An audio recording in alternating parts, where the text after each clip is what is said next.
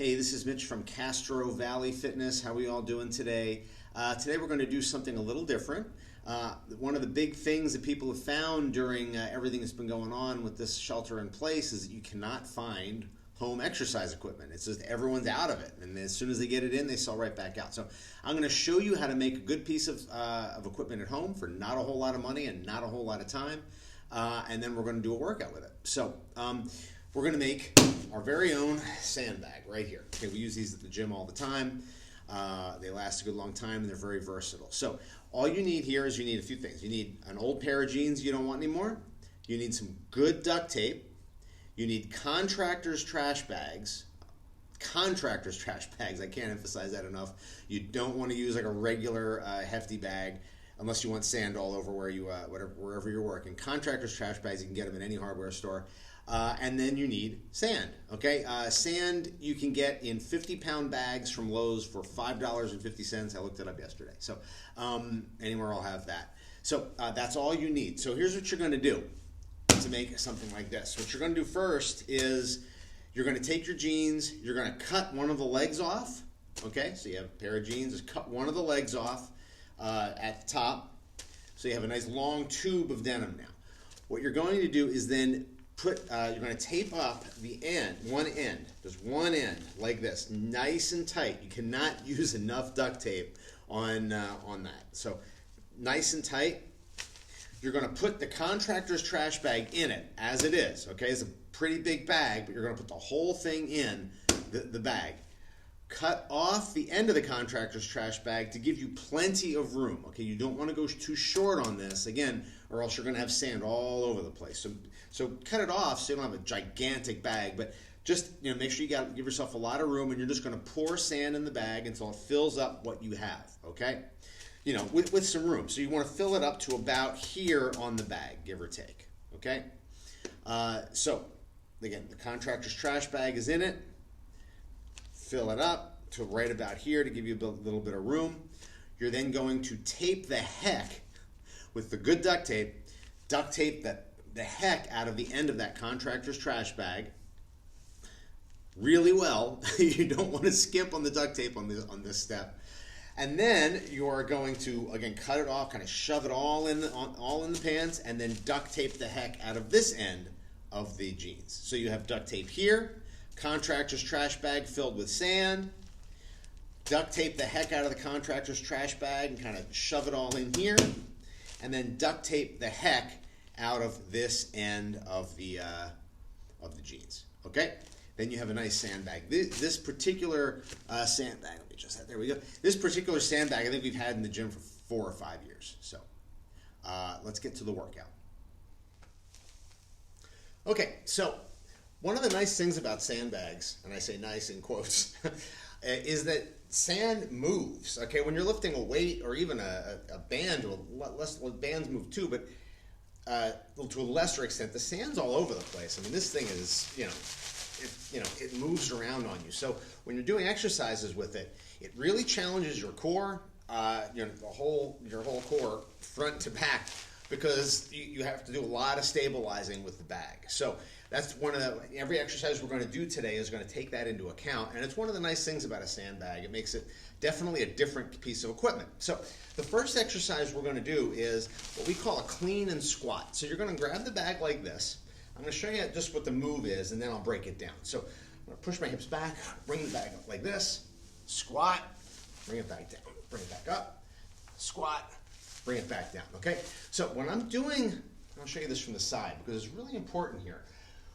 When I'm doing the clean, I'm using my hips. I'm not just bringing it up. It's not a curl, which we've done, but I really want to use my hips to get that bag moving.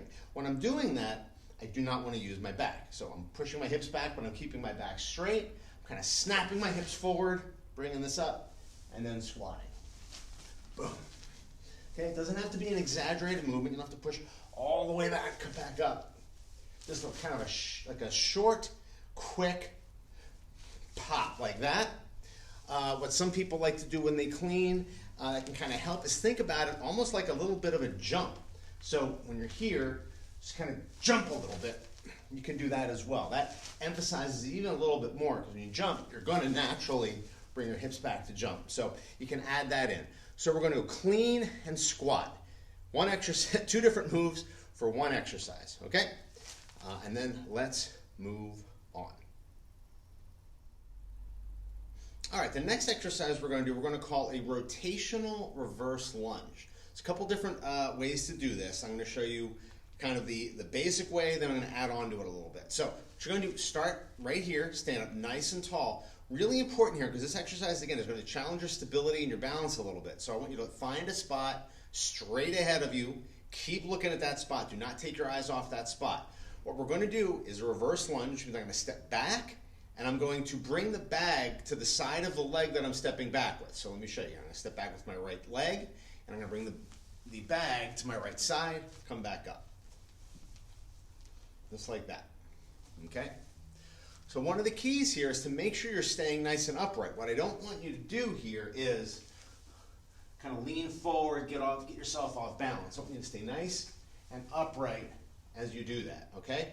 So to do that, I'm concentrating on keeping the weight on my front heel. So I'm not letting my weight drift to my toe, I'm keeping the weight on my heel. So just to kind of show you a quick difference there. When I step back with the weight on my heel, if you notice, the angle of my lower leg's pretty much straight up and down. If I transfer that weight to my toe, then I get that forward knee. That's where bad things happen to the knee. So step back, keep the weight on your heel. So let's keep doing it to that side. If you get that, and it's pretty good, then you can start to work on the alternating version. So what you're going to do there, step back, and then boom. See, even I'm losing my balance a little bit there. It's not easy. Step back, and then right into the other side.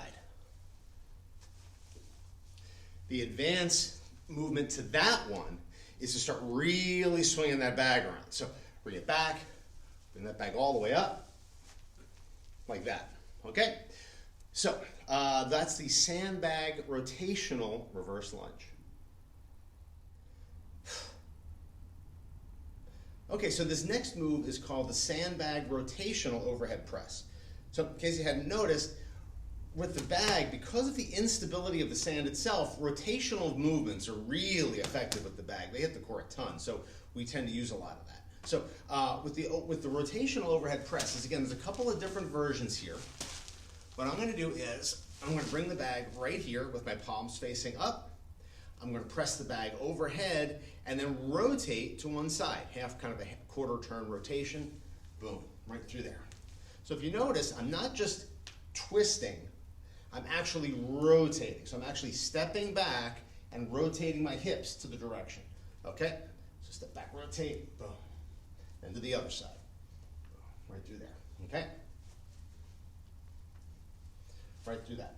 So, very important here is that you get that rotation from the hips. If you do not rotate the hips and you're just twisting like this with no hip rotation and doing this, that is going to be a great way to pull a muscle in your back, which you do not want, obviously. So make sure you're getting that nice rotation. By doing that, you're strengthening your hips, you're working your hips, working a lot of core when you do that. Sandbags are going to work a lot of core when you use them right, generally speaking. Okay? So that's the Sandbag Rotational Overhead Press.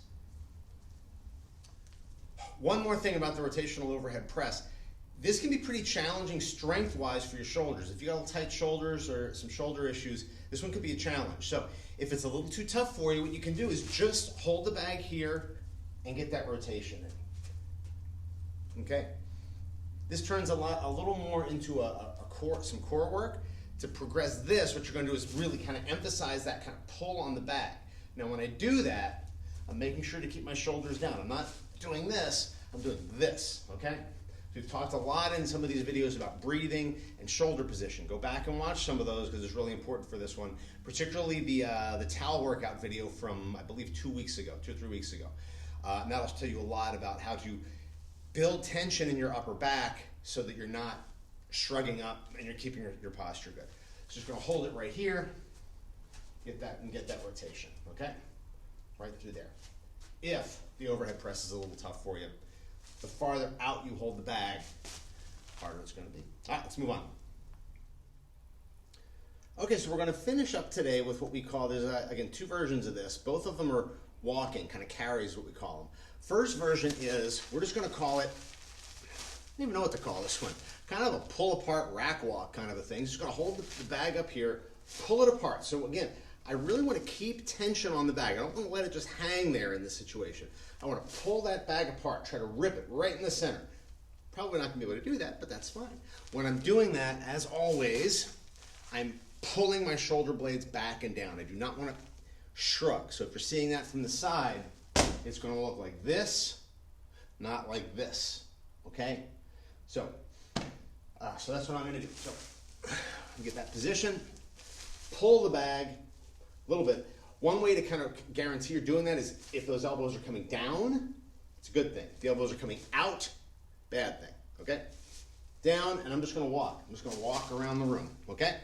If you can do that pretty easily, the next version will be what we call a sandbag, a waiter's walk. So I'm going to keep that tension on the bag, but bring the bag overhead and walk around the room, okay? So again, keeping that tension, so let me back up a little bit. You can kind of see that bag, like this is with no tension, this is with tension. Where I'm going to feel that, obviously, fair amount of core, but I'm really working that kind of shoulder blade retraction movement, okay? Very important movement if you want to get your back in, keep your back in good shape, keep your shoulders in good shape. Very good thing. So this is sandbags. You can do a lot with sandbags, a lot more than we just did today. Today's kind of a basic workout, but at least it gives you something new to try and something, a little home project to make one. So if you have any questions, let me know. This is Mitch from Castro Valley Fitness. Have a great day.